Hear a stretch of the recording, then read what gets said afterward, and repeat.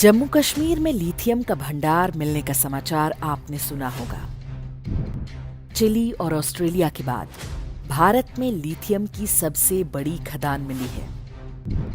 Lithium का प्रयोग mobile phone, electric car समेत कई उपकरणों में होता है। आप समझ सकते हैं कि भविष्य में भारत के विकास के लिए ये कितना महत्वपूर्ण हो सकता है।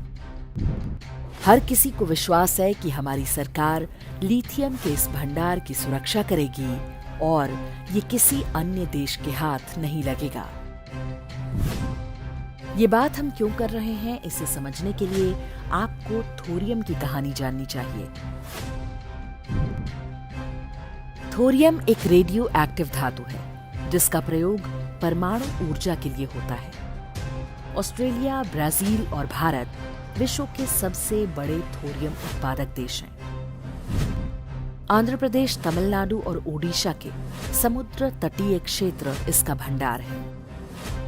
यहाँ की रेत में एल्मेनाइट और मोनेजाइट नाम के खनिज पाए जाते हैं जिनसे थोरियम निकाला जाता है। एक अनुमान के अनुसार विश्व का लगभग 1/3 थोरियम भारत में है। लगभग 70 वर्ष पहले महानतम वैज्ञानिक होमी जहांगीर भाभा ने थोरियम को भारत के भविष्य का परमाणु ईंधन बताया था। वर्ष 2004 में कांग्रेस के सत्ता में आने से पहले तक थोरियम आधारित फास्ट ब्रीडर टेक्नोलॉजी यानी FBT में भारत विश्व में अग्रणी था। इस समय अनुमान जताया जाता था कि 10 वर्ष के अंदर कम से कम 1 गीगावाट का थोरियम आधारित रिएक्टर तैयार कर लिया जाएगा। लेकिन तभी मनमोहन सिंह सरकार ने रहस्यमय ढंग से थोरियम प्रोजेक्ट को ठंडे बस्ते में डाल दिया। ये एक तरह से अलिखित और अघोषित नीति थी। अभी तक जो परमाणु रिएक्टर हैं, उनमें यूरेनियम का प्रयोग होता है। भारत में यूरेनियम बहुत कम पाया जाता है और इसे विदेशों से मंगाना पड़ता है। एक ओर थोरियम प्रोजेक्ट बंद कर दिया गया, दूसरी ओर तमिलनाडु, केरल से लेकर आंध्र प्रदेश और ओडिशा तक के समुद्री तटों पर अवैध खनन और तस्करी तेज हो गई। वर्ष 2007 में मनमोहन सरकार ने एल्मेनाइट को प्रतिबंधित सूची से बाहर कर दिया। इसके बाद तो मानो लूट ही मच गई। ये बहुमूल्य खनिज तस्करी के माध्यम से विदेशों में भेजा जाने लगा। आरोप है कि सबसे ज्यादा थोरियम चीन पहुंचाया गया। इसके अनुसार जितना थोरियम भारत से बाहर पहुंचाया गया, उसका मूल्य 60 लाख करोड़ रुपए से अधिक है। कई मीडिया रिपोर्ट्स इस दावे को गलत बताती हैं। हालांकि अधिकांश में ये माना गया है कि तमिलनाडु के रास्ते भारी मात्रा में थोरियम की तस्करी हुई। हो सकता है कि यह मात्रा कुछ कम अधिक हो।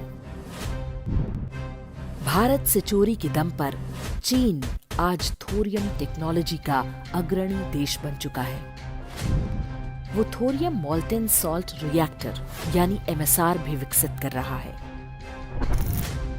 दूसरी तरफ भारत में वर्ष 2004 से 2014 तक ये प्रोजेक्ट ठप रहा। नरेंद्र मोदी सरकार बनने के बाद इसे दोबारा आरंभ किया गया। अब जाकर तमिलनाडु के कलपक्कम में पहला थोरियम आधारित रिएक्टर स्थापित किया जा रहा है।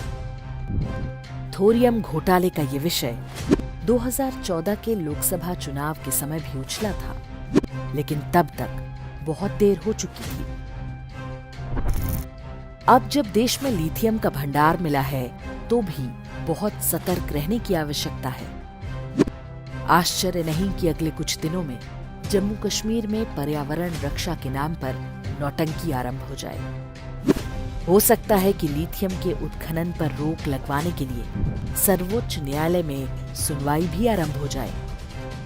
ऐसी देश विरोधी याचिकाओं पर सुनवाई के लिए हमारी न्यायपालिका सदैव उत्सुक रहती है। एक नागरिक के रूप में हमें सजग रहना होगा ताकि थोरियम वाला हाल लिथियम का भी ना हो जाए।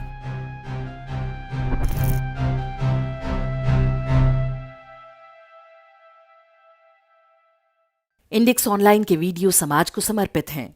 आप इनको डाउनलोड करके जैसे चाहे वैसे प्रयोग कर सकते हैं। चाहे तो आप हमारे टेलीग्राम चैनल से जुड़ सकते हैं। वहां सारे नए पुराने वीडियो आपको मिल जाएंगे। हमारे सोशल मीडिया लिंक हर वीडियो के डिस्क्रिप्शन में होते हैं। हमारा एकमात्र उद्देश्य हिंदू समाज को जागृत और एकजुट करना है। इसमें सहभागी बने। धन्यवाद।